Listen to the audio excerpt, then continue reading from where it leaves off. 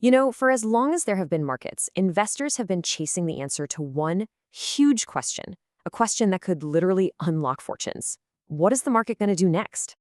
This one question drives pretty much every single decision in the financial world. So the big question is, can you really predict where stock prices are going? Is there some secret way to tap into the market's collective mind to know if a price is about to skyrocket or totally tank? Today, we're going to dive into one of the most popular and, one of the most debated methods for trying to do just that. Welcome to the world of technical analysis. So what is it really? At its heart, it's all about trying to forecast where prices are headed by looking at where they've already been. Instead of burying themselves in a company's financial reports, technical analysts, or technicians as they're called, they look at charts. And they focus on just two key things, price and volume. Now, to really get a handle on this, it helps to see what it's not. Let's put it side by side with its famous counterpart, fundamental analysis. See, a fundamental analyst asks, what's this company actually worth? They're going to dig into earnings reports, the economy, the whole shebang. But a technical analyst, they're asking a totally different question. What's the psychology of the market? They believe all that fundamental stuff is already baked into the price. So they're not studying the business, they're studying the behavior of the traders moving the stock. Okay, so this whole approach isn't just random. It's actually built on a foundation of three core principles that came out of something called Dow theory. Understanding these is absolutely key to getting into the mindset of a technical trader. All right, first up, market action discounts everything. The idea here is that any news, good, bad, whatever, is already reflected in the stock's price. The chart tells you the whole story. Second, prices move in trends. This means prices don't just bounce around randomly, they tend to move up, down, or sideways for a while. The goal is to spot that trend and ride it. And third, and this one's a biggie, history tends to repeat itself. Why? Because human emotions like fear and greed don't really change. So investors tend to react in similar ways over and over, creating patterns you can actually see on a chart. And take a look at this chart. It's a perfect example of that second principle in action. See how the price seems to be bouncing between an invisible floor and an invisible ceiling? Technicians call these levels support and resistance. Support is basically a price point where enough buyers jump in to stop the price from falling further. And resistance is the opposite. It's a ceiling where sellers take over and stop it from going higher. The price is literally trending in that channel, just like the principle says. All right, so if the whole philosophy is about spotting trends and patterns, how do traders actually do that? Well, they have a whole toolkit of things called technical indicators. So what are these indicators? Think of them like different sets of glasses. Each one helps you see the price action in a new way.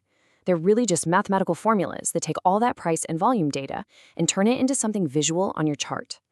Now, they can't predict the future, of course, but they're designed to help a trader figure out the probability of where a trend might be going and how strong it is.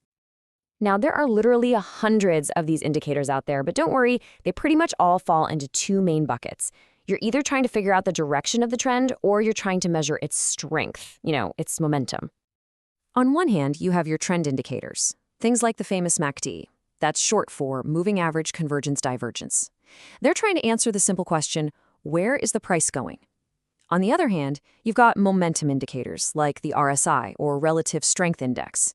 They're asking something a little different. Is this trend running out of steam? Is it getting weaker? Because, a trend that's losing momentum could be about to turn around.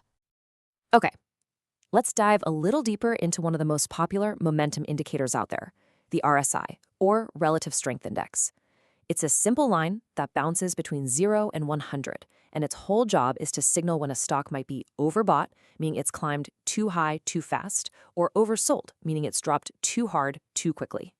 So the classic rule you'll always hear is that if the RSI goes above 70, it's a sign that an asset might be overbought.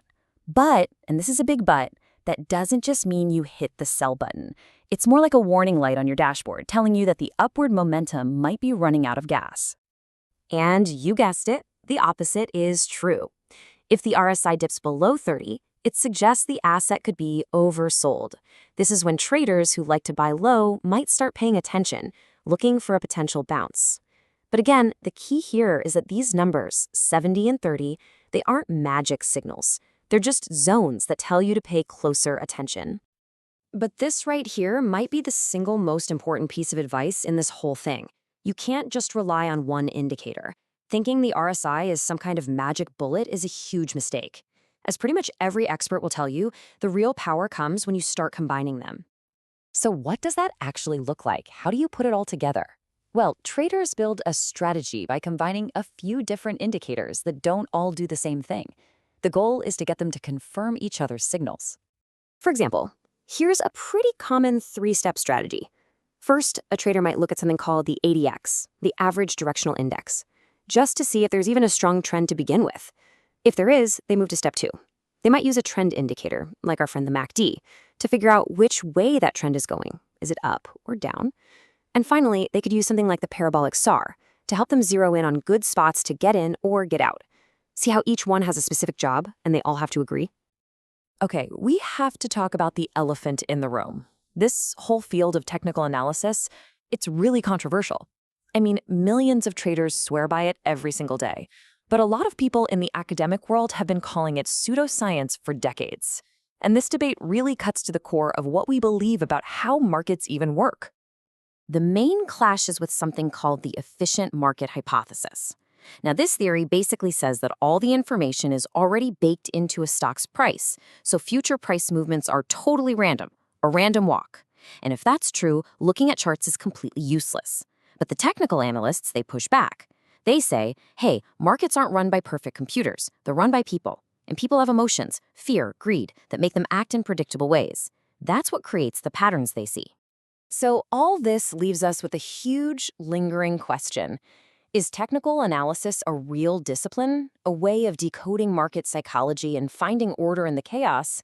Or is it more like finding shapes in the clouds, just seeing meaningful patterns in what is ultimately random noise? For any investor, figuring out where you stand on that question, well, that's the billion-dollar debate that's still going strong.